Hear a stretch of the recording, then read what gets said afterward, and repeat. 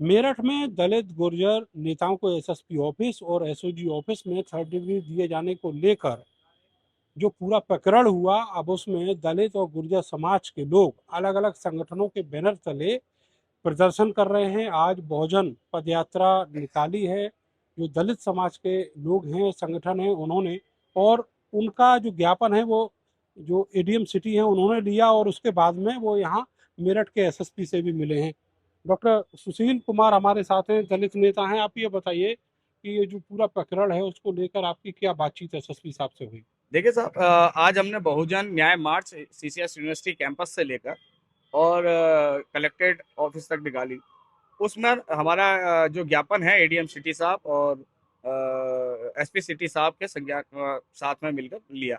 इसके बाद एसएसपी से उन्होंने हमने मुलाकात का कहा और उन्होंने हमारा एक डेलीगेशन एसएसपी साहब जो नए एसएसपी आए हैं उनके साथ मूर्ति सी उनके साथ मुलाकात कराई और हमने अपनी बात रखी कि जो मोहित जाटव और दिग्विजय भाटी के साथ जो अत्याचार पुलिस कस्टडी में लेकर जो अत्याचार हुआ है, जो मारपीट हुई है, उसमें समाज को लेकर रोष है। इनके जो पुलिस कर्मचारी दोषी थे इसमें, उन्हें तत्काल प्रभाव से एक को तो कर दिया, लेकिन बाकी को सस्पेंड किया जाए और इनके खिलाफ तुरंत केस दर्ज किया जाए। साथ ही मोहित मोहित जाटव और अभी तक पुलिस ने एक संज्ञान इसमें नहीं लिया है कि मोहित जाटव और दिग्विजय भाटी का अभी तक मेडिकल नहीं कराया गया है, एमएलसी नहीं कराई गई है कि किसी भी जांच में पहले वो उन पर जो केस लगता है पुलिस कर्मचारियों पर और एमएलसी नहीं बनी है और ये केस की ग्रेविटी को गिरा देगा। अगर उन पर सेक्शन लगेंगे, सही लगेंगे, तो वो आज की स्थिति में लगेंगे।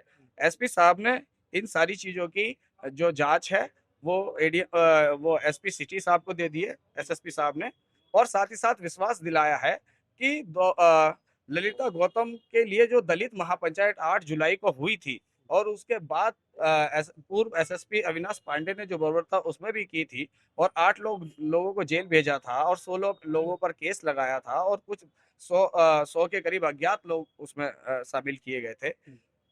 उन केसों को भी वापस लिया जाएगा, इसकी भी एसएसपी साहब ने बोला है और एसपी सिटी साहब को इसकी जांच दी है।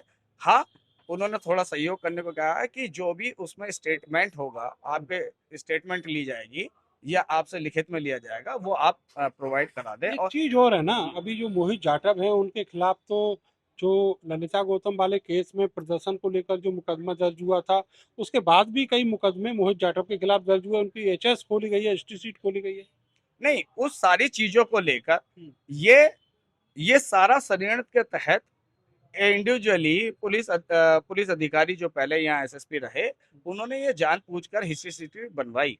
इस बारे में भी बात हुई है एसएसपी साहब से कि ये सारी चीजें जांच कराई जाएगी और आप हम मुझ पर विश्वास रखिए पर्सनली।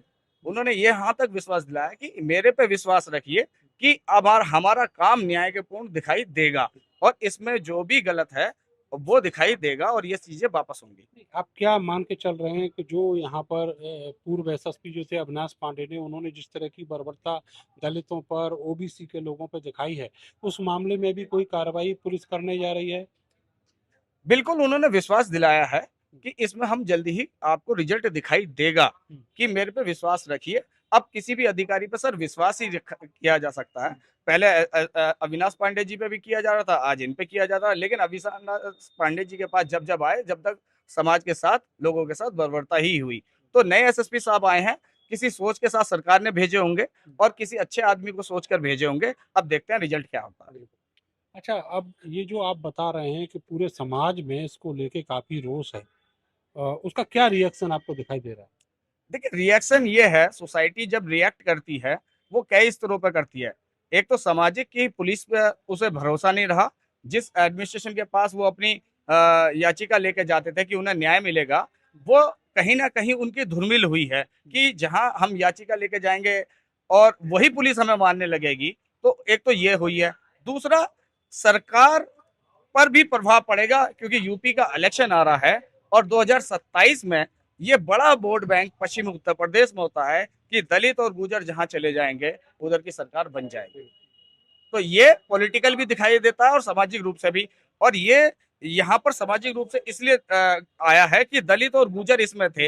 ललिता गौतम पर जो 8 जुलाई को जो दलित महापंचायत गई थी, उसमें भी गुर्जर लीडर जेल गए थे। तो ये जो गठबंधन है कि न्याय के लिए समाज कैसे आगे आ जाता है, दूसरी बिरादरी जात धर्म नहीं देखता आदमी। और यहाँ पर कास्टिज्म का पूरा प्रशासन के द्वारा, एसएसपी अविनाश पांडे के द्वारा कि सालों ने सड़कें गंदी कर दी, तो घृणित मानसिकता वो जातिवादी भी सोच। मेरा आखिरी सवाल आपसे ये है कि जो नए एसएसपी साहब आए हैं, आपकी उनसे मुलाकात हुई है, विश्वास भरोसा बहाली के लिए आप क्या मान रहे हैं कि किस तरह का उनका रवैया आपको दिखाई दिया?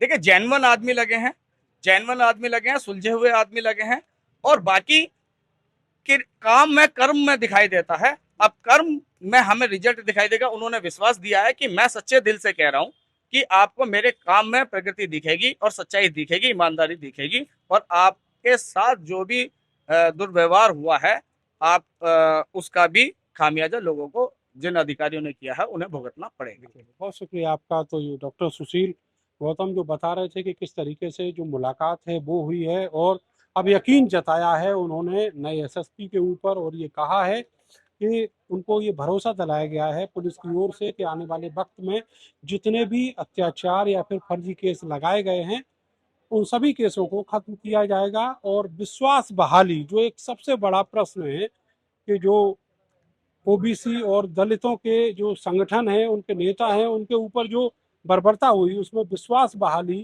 कैसे होगी, और वो तभी हो सकती है जब उनको कुछ राहत दी जाए।